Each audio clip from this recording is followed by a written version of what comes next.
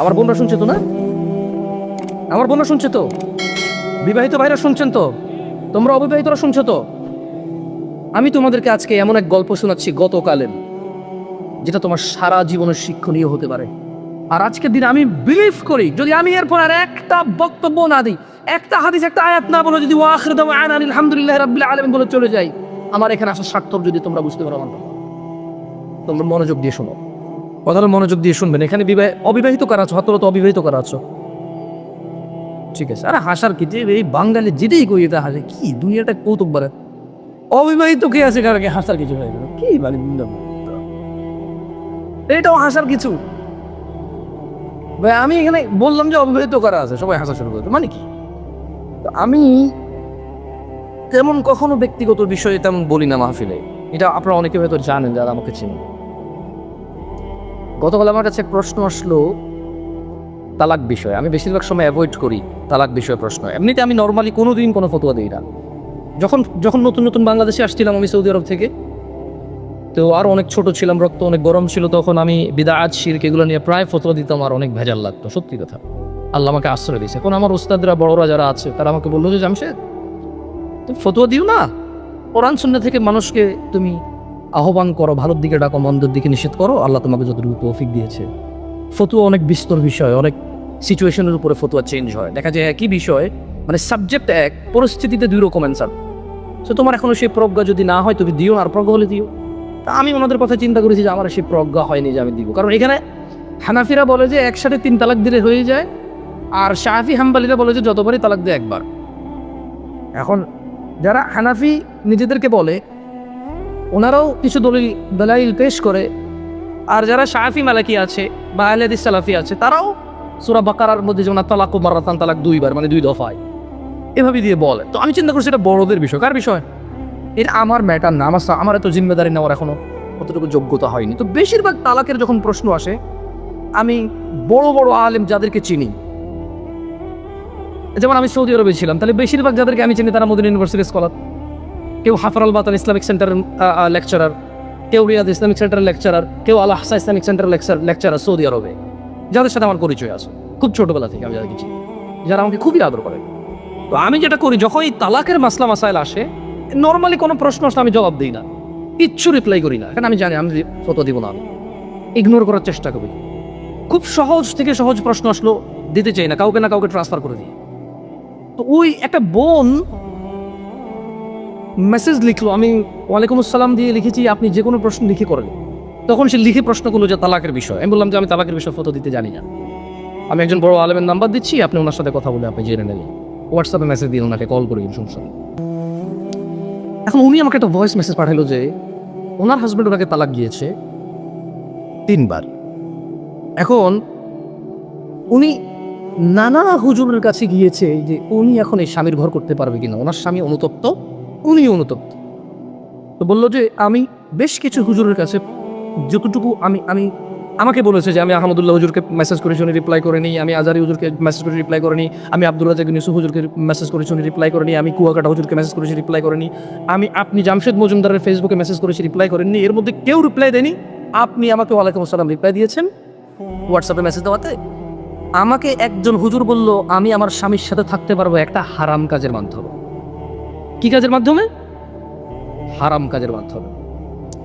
চিন্তা করলাম, হুজুর যদি বলে হারাম কাজের মাধ্যমে থাকতে পারে, তাহলে হুজুর নিজে তো এটাকে হারাম বলছে, জিনিসটা কি? তখন আমি বোনকে আর সাহস করে কিছু না বলে, আমি শেখ মুস্তাফিজুর রহমান বিন আব্দুল আজিজ আল মাদানী হাফিজাহুল্লাহ, উনি সৌদি আরবে হাফারুল বাতান ইসলামিক সেন্টারে ছিল, খুব আদর করে আমাকে। আমি বললাম যে আমি একজন বড় আলেমের নাম্বার দিচ্ছি, আপনি ওনাকে কল দিয়ে আপনার মাসলাটা জেনে নেন, আমাকে আপনার পুরো কথা খুলে বলার দরকার নাই, আপনি ওনার সাথে ডিসকাস করেন। ঠিক 2 ঘন্টা বা 3 ঘন্টা পর উনি আমাকে মেসেজ দিল যে হুজুর আমি তো আপনার সাথে কথা বলতে চাই। আমি বললাম যে আমি আপনার সাথে কথা বলবো না, আমি আপনাকে যার নাম্বার দিয়েছি, যদি ওনার কথায় আপনার কিছু বুঝে না আসে তাহলে আমার কথা আপনার বুঝে আসবে না। বলে যে না হুজুর, ওনার সাথে আমার স্বামী কথা বলেছে, তবে আমার স্বামী একটা বিষয় গোপন করে কথা বলেছে, গোপন করে কথা বলার পরেও হুজুর বলেছে যে তালাক হয়ে গেছে। কিন্তু এখন আমার স্বামী হাফেজে কোরআন, আলেম পাস, আমার স্বামী বলছে তালাক হয়নি। আমি বললাম যে ওকে, আপনি শেখকে কল করে বলেন যে আপনার স্বামী এটা গোপন করেছে। বলে যে আমি ভয় পাচ্ছি ওনাকে কল দিতে, কারণ আমার স্বামী কথা বলে শুনি এবার কি মনে করে। আমি শুনি কিচ্ছু মনে করবে না, আমি ওনাকে ফোন দিচ্ছি, আপনি কথা বলেন। ভদ্রমহিলা কথা বললাম। তখন জোহরের টাইমের সময় হয়েছে, আমি ফোন দিলাম এবার, মানে আমার একটু মেজাজ খারাপ হয়েছে। কি খারাপ হয়েছে? মেজাজ খারাপ আছে। ওই ভদ্রমহিলা আমাকে বারবার বলতে চেষ্টা করতেছে যে আমার একটা বাচ্চা আছে, যদি এখন আমরা স্বামী স্ত্রী আলাদা হয়ে যাই আমার বাচ্চাটার কি হয়, কনসার্ন কোথায়? বাচ্চা। আমি কল করলাম, কল করে বললাম আপনি তালাক হয়েছেন বা হন নাই, আমি কি এরকম কিছু বলছি? বলে যে না।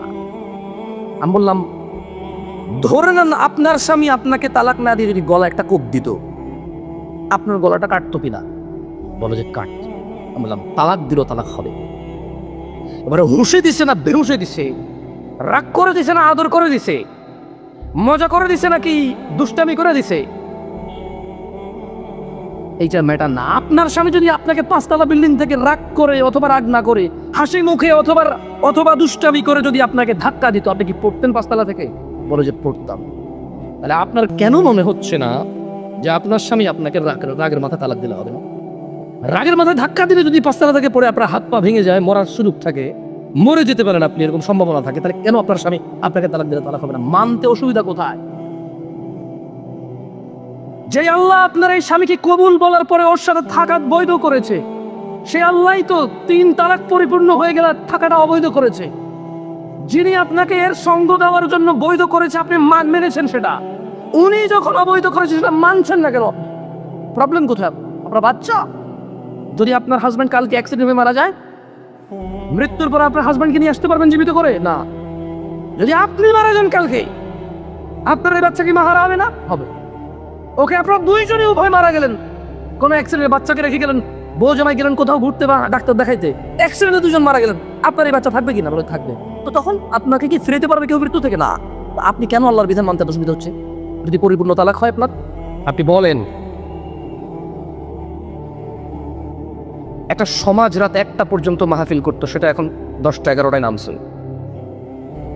যতদিন পর্যন্ত এই সমাজের যারা পরিচালক, কোনো আয়োজনের আয়োজক যতদিন পর্যন্ত সত্যবাদী না হবে এবং সময়ের মূল্য নির্ধারণ না করবে, ততদিন পর্যন্ত এই সমাজে যত ওয়াজ করে কিচ্ছু হবে না। যেদিন 1:30টায় খুতবা শেষ, মানে 1:30টায় খুতবা শেষ হবে, সেদিন অনেক মানুষ আর রুকু ধরতে হবে না, সে প্রথম রাকাত থেকে নামাজ পাবে। কারণ ওই ছেলে জানে কোনোদিন 35-এ খুতবা শেষ হয়, কোনোদিন 40-এ হয়, এজন্য সে 30-এ আসে না, কোনোদিন সে 25-এ এসে রুকু পায় না, পরদিন সে 30-এ এসে 50 পর্যন্ত অপেক্ষা করা লাগে, সে মসজিদে আসে না। সময়ের মূল্য জুমার খুতবার সময়সূচি থেকে নিয়ে নেন, এর অপকারিতা কতটুকু। আমি কোরআনুল কারীম থেকে 2-4টা আয়াত বলে আজকের বক্তব্য সমাপ্তি করব। আপনাদের বলে যাচ্ছি, আপনাদের মধ্যে যদি কেউ পারেন কোনোদিন আয়োজন করতে, আর বলবেন কোন বক্তা কখন মাইকে উঠবে, কতক্ষণ তার মাইক, ওখানে আমার জন্য যে সময় নির্ধারণ করবেন, যদি আমি আসতে চাই, আপনারা যদি দাওয়াত দেন, কোনো কারণে যদি আমি রাজি হই, যে সময় আমাকে বেঁধে দিবেন, যে আল্লাহ যদি বাঁচায় রাখে, আল্লাহর তৌফিকে আপনি উপস্থিত থাকলে এই সময় আপনার জন্য মাইক আমরা প্রস্তুত রাখবো, আল্লাহর ইচ্ছায় আল্লাহর দয়া আপনি এই সময় পর্যন্ত কথা বলতে পারবেন। সেদিন ইনশাআল্লাহ যে সময় নির্ধারণ হবে আমার সাথে, যেটাতে আমি আর আপনি এগ্রি থাকবো, ওই দিন ইনশাআল্লাহ যতটুকু সময় নির্ধারণ চেষ্টা করবো, আমার তৌফিক ইল্লা বিল্লাহ, আল্লাহর দেওয়া তৌফিক অনুযায়ী আল্লাহর বিষয়ে কথা বলার ইনশাআল্লাহ। আজকে পারবো না, আজকে রাত 10টা 50-এ মাহফিল শেষ হবে ইনশাআল্লাহ। আউযু বিল্লাহি মিনাশ শাইতানির রাজীম। ওয়ালাউ আন্না আহলাল কুরআ আমানু ওয়াত্তাকাউ লাফাতাহনা আলাইহিম বারাকাতিন মিনাস সামা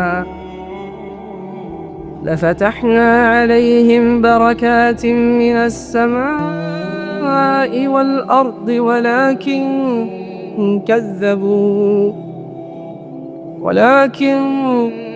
كذبوا فأخذناهم بما كانوا يكسبون। জনপদগুলার লোকেরা যদি ঈমান আনত, মানে এলাকায় বসবাসকারী লোকরা যদি ঈমান আনত এবং আল্লাহর ভয় ভীতি অবলম্বন করত, মানে যে সিগারেট খায় প্রকাশ্যে মানুষ দেখছে এটা অন্যায়, ও যদি এটাকে ভয় পায় যে আমার এই অন্যায় সাক্ষী মানুষ হচ্ছে, ওই যে দোকানে অটোতে রিক্সায় কোনার দোকানে গান বাজনা গায়ে হলুদে চালাই দিছে, ওই যে চালাচ্ছে সে যদি ভয় পাইতো যে আমার এই অন্যায়ের সাক্ষী মানুষ হচ্ছে, ওই যে মেয়েটা বোরখা ছাড়া হাঁটছে ও যদি ভয় পাইতো যে আমাকে সবাই দেখছে, আমার অন্যায় সবাই সাক্ষী হচ্ছে, ওই যে ছেলেটা জনসম্মুখে মেয়েটার দিকে এভাবে তাকিয়ে আজে বাজে কথা বলতেছে বন্ধু বন্ধু, ওর বন্ধু যেটা শুনছে, ওর বন্ধু যেটা সাক্ষী হচ্ছে, যদি ও এটাকে ভয় পাইতো মানে আল্লাহর ভীতি অবলম্বন করতো, আল্লাহ বলছে যে লাফাতাহনা আলাইহিম বারাকাতিম মিনাস সামা, যদি জনবসতির লোকগুলা আল্লাহর ভীতি অবলম্বন করত তাহলে আল্লাহ তাদের জন্য আসমান আর জমিনের কল্যাণ উন্মুক্ত করে। আল্লাহ করবে না, আল্লাহ করেনি। আল্লাহ বলছে যদি এরা আল্লাহ ভীতি অবলম্বন করত গুনাহ করার সময়, যদি এরা ঘুমের সময় আল্লাহ ভীতি অবলম্বন করতো যে ফজরে যেতে হবে, ঘুমানো যাবে না, স্ত্রী সহবাসের পরে যদি এরা আল্লাহ ভীতি অবলম্বন করতো যে আজান হয়েছে মানুষ দেখবে গোসল করতেছি, কি আসে যে আমি বিয়ে করছি, আমার বউ, আমি থাকবো, এটা সবাই জানে, এখন গোসলের লজ্জা কোথায়, গোসল করো ভাই, নামাজে যাও, ওখানে যদি আল্লাহ ভীতি করত। এই যে লোকটা দাড়ি কাটছে, এ দোকান ভর্তি লোক, এই আল্লাহ রাসূলের সুন্নাহটা কেটে ফেলতেছে, সবাই সাক্ষী, হাজার হাজার মানুষের সামনে চলাফেরা করে, ও যদি ওখানে আল্লাহ ভীতি করতো যে দাড়িটা কাটতেছি গুনার কাজ, সবাই সামনে সবাই সাক্ষী, আবার আমি এটা কেটে ফেলতেছি, আল্লাহ ভীতি যদি অবলম্বন করতো, আল্লাহ বলছেন যে লাফাতাহনা আলাইহিম, এই লোকগুলো যদি অপরাধের সময় আল্লাহকে ভয় করত, এই লোকগুলো যদি নেকি করত আল্লাহর ভয়ে, আমি জমিন আর আসমানে যে বরকত রেখেছি, কল্যাণ রেখেছি, খুলে দিতাম, সব উন্মুক্ত করে দিতাম। ওয়ালাকিন কাযযাবু ফাআখাযনাহুম বিমা কানু ইয়াকসিবুন, কিন্তু তারা মানে আমরা সত্যকে প্রত্যাখ্যান করলাম। আল্লাহ এটাই বলছে, আল্লাহ বলছে কাজেই তাদের কৃতকর্মের জন্য তাদেরকে আমি পাকড়াও করলাম। তাদের সরকার তাদের মেরে নিউজে কম বলে, তাদের সরকার তাদেরকে মেরে বলে যে রং মাখায় শুয়ে আছে, তাদের অভিভাবক তাদের নিরাপত্তা নিশ্চিত যে করবে দুনিয়াতে আল্লাহর তৌফিকে, সে বলছে যে এরা রং মেখে শুয়ে আছে, অথচ ওই মারলো ওদেরকে। কারণ কি? কারণ এরা আল্লাহ ভীতি অবলম্বন করেনি। আল্লাহ বলছে যদি এরা আল্লাহ ভীতি অবলম্বন করত, যদি এরা আল্লাহ ভীতি অবলম্বন করত, আল্লাহ তাদের জন্য জমিন আসমানের বরকত খুলতো, কল্যাণ খুলতো। আর তারা কি করলো? তারা আল্লাহ ভীতিকে প্রত্যাখ্যান করলো, তাই আল্লাহ ওদেরকে পাকড়াও করলেন। আজকে যারা শেভকারী আছো, বেনামাজি আছো, প্রেমিক আছো, জানাকারী, মদখর, নেশাগ্রস্ত, গান বাজনায় উদাসীনতায় মত্ত আছো, তোমাদের বলি, তোমরা যদি তুমি যদি আল্লাহ ভীতি অবলম্বন করো, আপনি যদি করেন আল্লাহ ভীতি অবলম্বন, আল্লাহ সবার জন্য না করলো, শুধু আপনার জন্য, আপনি যে আল্লাহ ভীতি করবেন, আল্লাহ আপনার জন্য আল্লাহ ভীতি থাকলে আসমান আর জমিনের বরকত খুলে দেবে, যেখানে যাবেন শুধু কল্যাণ। এটাকে আমাদের আঞ্চলিকতা বলে মাটি ধরলে হুনা হয়ে যায়, কি বলে এটা রে? আবার আরেকজনের কিতা কয়, কয়াতে হুনা ধরলে রাং হয়ে যায়, রাং। শুদ্ধ ভাষা কি আমি জানি না, এটা আমার আম্মা চাচি জেঠিদেরকে বলতে শুনছি, দেহাতের কিছু তাদের মাটি ধরলে হুনা হয়েছে, মানে যেদিকে যায় শুধু অবাগা দুর্বাগা। কারা কারা আসমান জমিনের কল্যাণ পেরেছে? তাকবীর! তাহলে কি করা লাগবে? আল্লাহ ভীতি কি করা লাগবে? প্রকাশ্যে অপরাধ করবা? প্রকাশ্যে অপরাধ করিও না, তোমার যে যে অপরাধগুলি আছে তা থেকে মুক্ত থাকো, সাক্ষী বানায় না এগুলার। আল্লাহ তাআলা আমাদেরকে বরকত দিক। আজকে উপস্থিত যারা হয়েছেন, আয়োজক আপনাদের ধোঁকা দিয়েছে। সে বলেছে 10:30 পর্যন্ত মাহফিল চলবে, সে বক্তাদেরকে দূর থেকে দাওয়াত দিতে নিয়ে এসে সময় মতো মেনটেন করেনি। আয়োজক আপনাদের ধোঁকা দিয়েছে।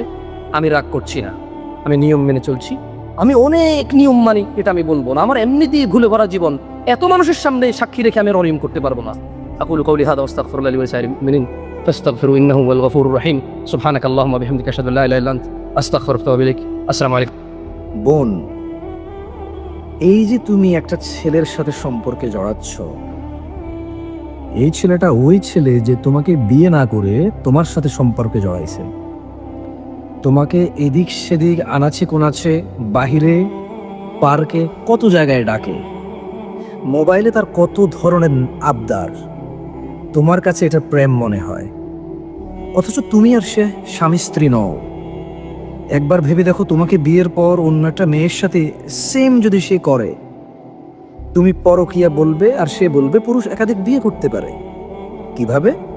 যেমন তোমাকে বিয়ের পূর্বে সে তোমার সাথে 4 বছর 5 বছর জানাবে বিচার, যেটাকে তোমরা প্রেম বলেছ, একইভাবে অন্য একটা মেয়ের সাথে সে 4 বছর 5 বছর সম্পর্ক রাখবে, তুমি বলবা পরকীয়া, সে বলবে পুরুষ একাধিক বিয়ে করতে পারে।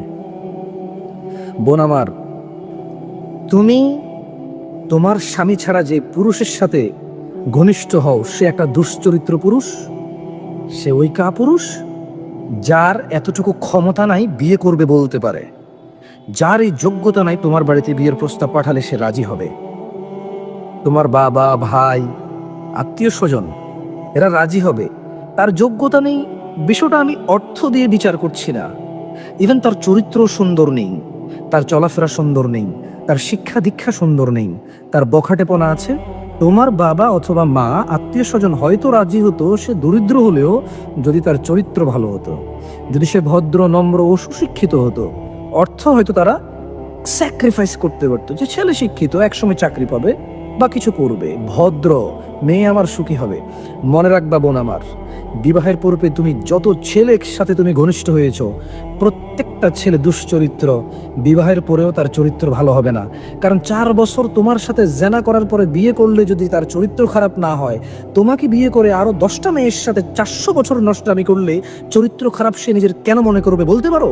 তোমাকে বিয়ে না করে যদি পার্কে ডাকে, মোবাইলে নানা আবদার করে, এখানে সেখানে আনাচে কোনাচে ডাকে, তাহলে তোমাকে বিয়ে করার পরে অন্য একটা মেয়েকে বিয়ে না করে সেম কাজ যদি সে করে, কোন যুক্তিতে সে নিজেকে দুশ্চরিত্র মনে করবে আমাকে বলতে পারো? বোন আমার, তুমি কত বোকা! তুমি তোমার ভাবির সাথে নিজের আন্তরিকতা শেয়ার করো, অথচ তোমার ভাবি তোমার আপন হবে না, আবার তোমার পরও না, সে তোমার পরমাত্মীয়। তোমার তার সাথে যৌক্তিক সম্পর্ক থাকা উচিত, আত্মার সম্পর্ক কখনো গড়ে উঠবে না। আমি বলছি না সবাই এরকম হবে, তবে বেশিরভাগ তোমার ভাবি তোমার সাথে আত্মার সম্পর্ক করবে না।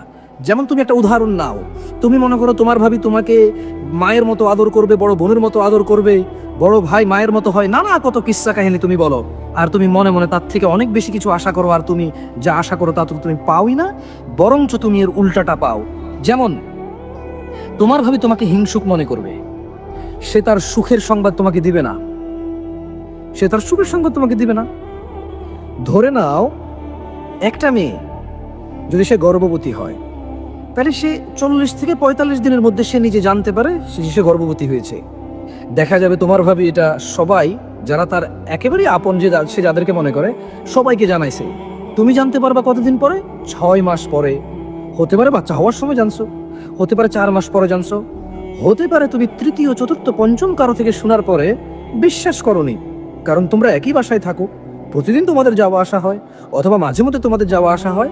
তবে তোমার মা সেই ঘরে বসবাস করে, তোমার বাবা সেই ঘরে বসবাস করে, তোমার ভাই, তুমি সেটা জানবা না, কারণ সে তোমার ভাবি।